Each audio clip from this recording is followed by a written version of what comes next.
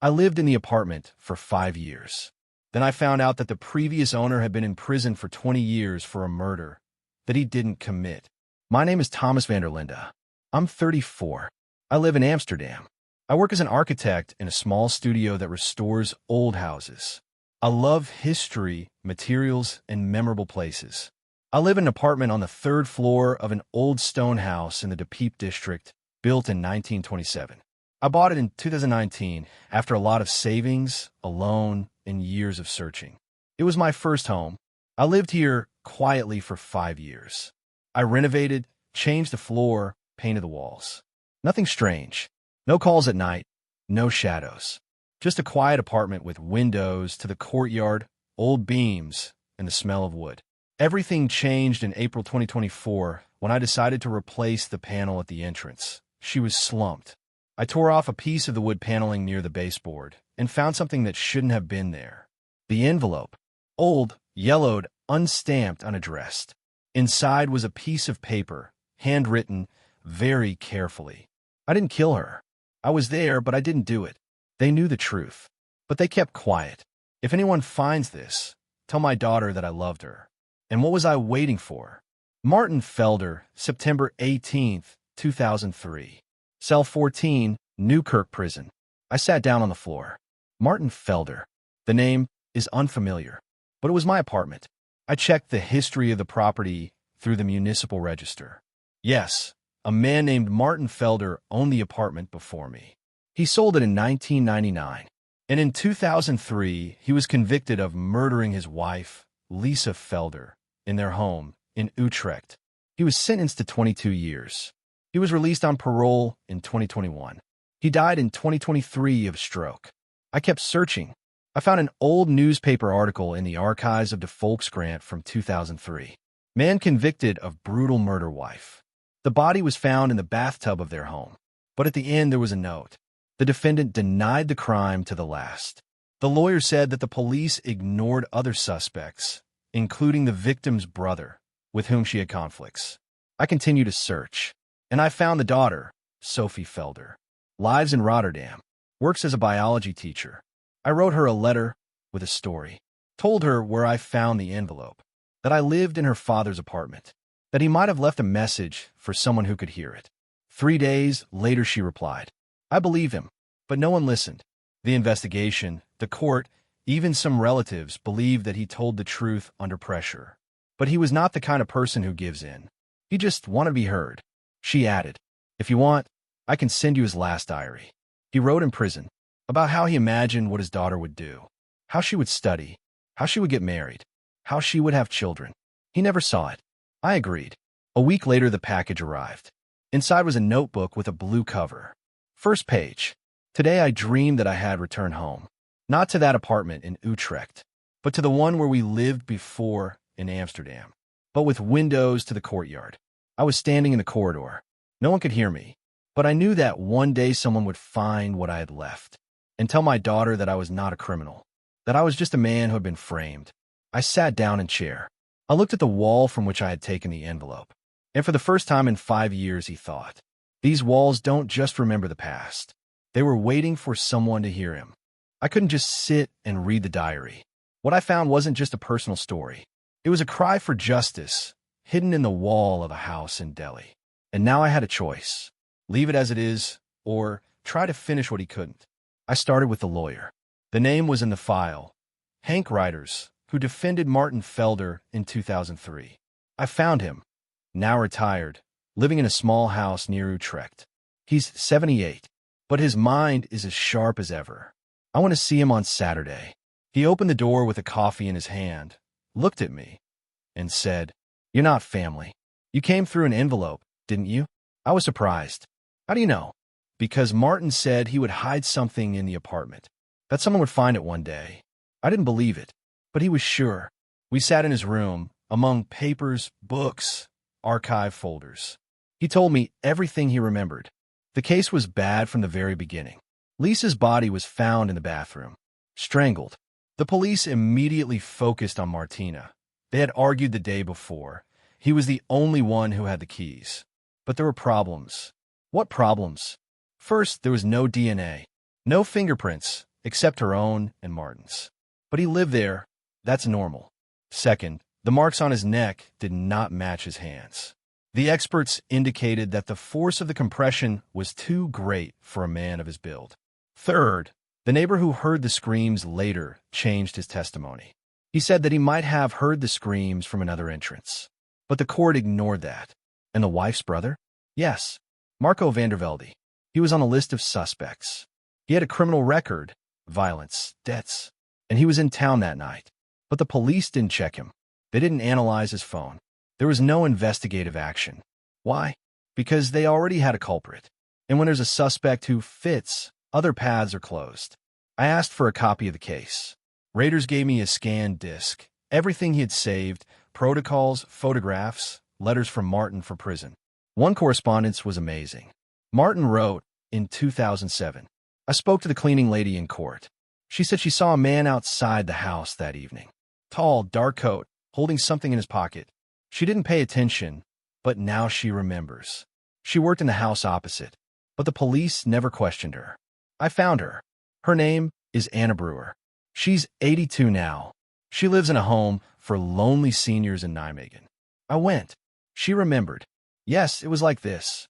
I was washing the floor in the office. I was looking out the window. It was about 10 p.m. The man was standing under the lamp. He wasn't looking at the Felder house, but he was there. And when he came out, he threw something into the trash can. What exactly? I didn't see it, but it was long, like a pipe, or a pen. I checked the place. The trash can have been replaced, but the police had an archive of found items from the area dating back to 2003. Through the municipal database, I found black glove, metal lantern, damaged, piece of cloth, but no connection to the Felder case. I sent everything to Sophie and wrote a letter to the prosecutor's office, asking to reopen the case. 3 weeks later, I got a call. It was the Justice Department's review commission. We opened a preliminary investigation. They said, your materials are serious, especially Anna Brewer's testimony and the lack of DNA. Does that mean the case will be reviewed? Yes. There will be a hearing in 6 to 8 months. Even if Martin Felder is dead, we can overturn the conviction if we can prove that it was unjust. I called Sophie. She cried. He waited 20 years, she said, and no one believed him. And you found the letter in the wall and started all over again. I came home. I sat down in the hallway, near the same place where I had found the envelope. I looked at the wall, and I thought, sometimes justice doesn't come to the participants. It comes to those who are not afraid to find an old letter and read it out loud. I thought that by finding the letter in the wall, I had finished the story. But in reality, I had only opened the door. And now I had to go to the other side, to where the truth does not save, but tears apart. After meeting with lawyer Hank Reiters, I understood. The key to the case is not in the documents, but in the people who were silent. One name kept coming to mind, Marco Vandervelde, Lisa Felder's brother, a man with a criminal past, the only one who was at least somehow suspected. But never, seriously. I looked for him for a month. Through registers, social networks, even turned to a former journalist colleague. Finally, I found him. He worked as a plumber in the housing maintenance service in the town of Drekten, near Utrecht. He lived in a one-story house with a gray roof near the forest. I called, without introducing myself, right away. He simply said, I'm looking for the truth about Lisa Felder, and I know you were there that night. Silence. Then, I knew this would start. Come here, but don't film, and don't judge. We met 2 days later. He was tall, with gray hair stained with oil. His hands were scratched like a man who works with pipes, not people. I didn't kill her, he said immediately, without waiting for questions. But I left her there, and it's been dragging me down for 21 years. He talked for a long time, like someone who has replayed this conversation 1,000 times in his head. Marco and Lisa had once been close. Childhood, vacations, mutual friends. But after their parents died, everything fell apart. The inheritance was a small summer house near Amsterdam. Lisa got in full. Marco got nothing. He was in a bad situation, had debts, had been in trouble with the police several times for hooliganism. He doesn't deserve it, Lisa said. They hadn't spoken for a year. But he tried. He wrote letters. He called in March 2003. Maybe we should talk? No, she answered. You always ruined everything. He arrived at their house in Utrecht on April 16th, 2003 at 9:30 p.m. He wanted to leave the letter on the doorstep, but he saw that the door was not closed. He thought, maybe she had forgotten. He went in. He wanted to just put the envelope on the table, and he heard silence. Too deep. He went to the bathroom. The door was ajar, and he saw her. She was lying on her side, he said. Her clothes weren't torn. Her face was calm, but her neck blue. I pressed on her chest. I massaged her, but there was no pulse. I knew she was dead. Why didn't you call the police? Because I was registered. Because my fingerprint was in the database. Because if I'm there, and she's dead, I'll be in prison in 30 years. And even if I'm innocent, who will believe me? Did you run away? Yes. I took the letter. I left, and I went home. I didn't tell anyone, not even my wife. If she knew, she might cheat. And the next day, I heard that they found a body, that they suspect the husband. Martin, I wanted to say, but I was afraid. And then he was convicted, and I thought, better this way than me. He fell silent. He looked out the window. Behind him reigned forest silence. I'm not a hero, he said. I'm a coward, but I didn't kill her. Whoever did it, he was there after me, because I left the door open, and she was alive when I came. I'm sure. I asked, why are you telling me now? Because Martin's daughter wrote to me. After you found the letter. She said, my father shouted about his innocence for 20 years. No one heard, but now there's a chance. And I thought, if he could wait, I can confess. I didn't know if I believed him completely, but his testimony was consistent with the facts. He was in the neighborhood. The door could have been open. The police never checked to see if anyone else had entered the house, and they didn't take into account that the body might have been found earlier than expected. I asked permission to record the conversation. He agreed. So be it. Let someone hear it. When I got home, I opened the archive file again, and I found what I had missed before. The crime scene report stated, on the bathroom floor, a partial print of a shoe, size 44. Part washed off, not taken for comparison. Martin wore a 41. Marco, a 43. The 44 is not him, but it could have been someone else. Someone who came after Mark, and after Lisa was already dead. I didn't know who it was, but now I understood. Martin didn't kill. Marco didn't kill, but the killer is still unknown. And the worst part, he could have been someone no one even suspected. I sent everything, the testimony, the archival data, my notes to the Case Review Commission. No conclusions, only the facts. And I added one sentence. The truth doesn't always point to the guilty, but it always shows where the system is broken. Mark van der Velde's testimony was shocking, but not proof. It suggested that the body might have been found earlier than thought, and that the police had missed a key point in the investigation. But one question remained. Who had left the size 11 shoe print in the bathroom? I decided to find out. If the system had broken down in a hurry, someone had to fix it. I went back to the case file. The crime scene report stated, partial footprint on the bathroom floor. Size approximately 44. Shape, work boot with deep tread. Part washed. Not collected for comparison. Why not collected? Why not analyzed? Why not even mentioned in court? I called the former investigator, Eric Bossman, who worked on this case. He is now retired, lives in Zistad.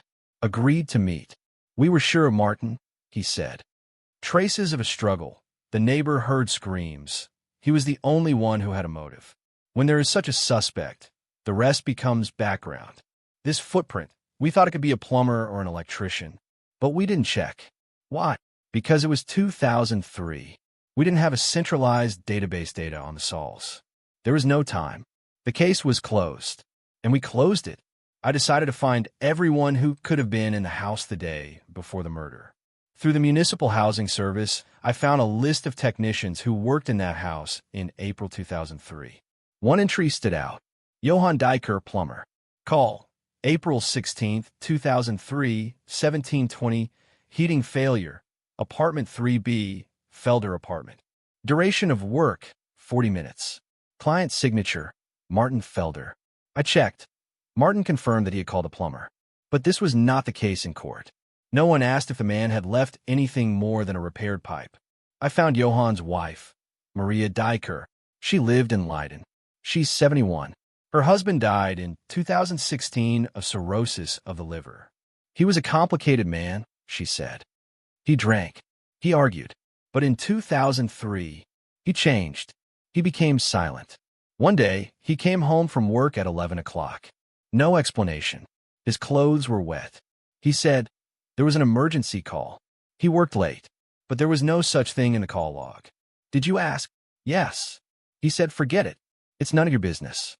And before he died, in the hospital, he said, I should never have gone back there. Asterisk. I couldn't prove that he was in the house that night. But everything matched.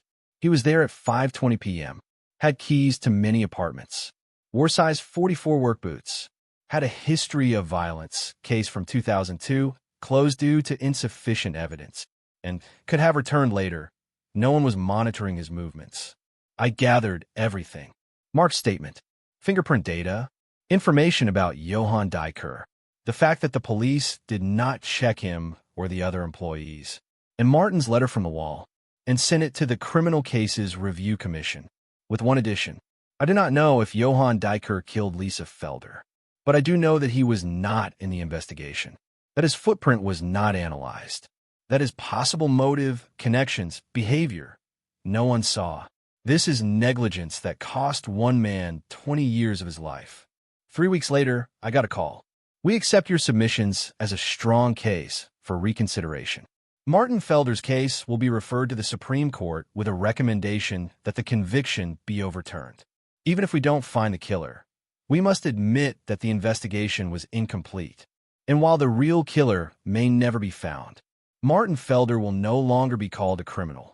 Martin Felder's case was officially reviewed by the Supreme Court of the Netherlands in February 2025, 22 years after his conviction, a year after his death. The court's decision stated, based on new material, in particular the testimony of a person who was at the scene of the crime before the officially established time, and the lack of proper investigation of other possible suspects, in particular persons who had access to the scene, the court finds that the conviction was based on insufficient evidence. The conviction is quashed. The person is found not guilty. I read this decision this morning, sitting in my kitchen. The sun was shining through the window. A police siren sounded somewhere below, and suddenly it was quiet. I didn't cry, but I felt something old, heavy let go. Sophie Felder arrived in Amsterdam a week later. For me, we met at a cafe by the canal. She brought a small wooden box. This is all that is left of my father, she said. A few letters, a picture of me as a child, his watch, and a letter from the wall. Yes, I wanted to stay with you. You were the one who found it. I took it as a symbol. What now? I asked. I filed a complaint with the Ombudsman's office. I want them to investigate why the police didn't check other versions, so that it doesn't happen again. So what? I don't know if anything will change, but I have the right to ask. She said she was going to law school, a program in human rights and criminal justice reform. I want to be the one who stands next to those who are not heard. I nodded, and in that moment I understood. Justice does not always come to the participants, but sometimes it is passed on like fire. I went home. I looked at the wall in the hallway where the envelope was. Now, there's the photo of Martin Felder that Sophie gave me. He smiles. In the background, the same house in Amsterdam. Sometimes when I walk past, I say, thank you for leaving this for someone. I don't know if he heard me, but I know that I heard him. I continue to live in this apartment. Nothing has changed from the outside. The same floors, the same windows, the same yard. But now I know. Every house, every wall, every room has a story. Sometimes painful, sometimes hidden. But if someone finds a trace, they can change everything. I no longer look for letters on the walls. But now I look at people differently.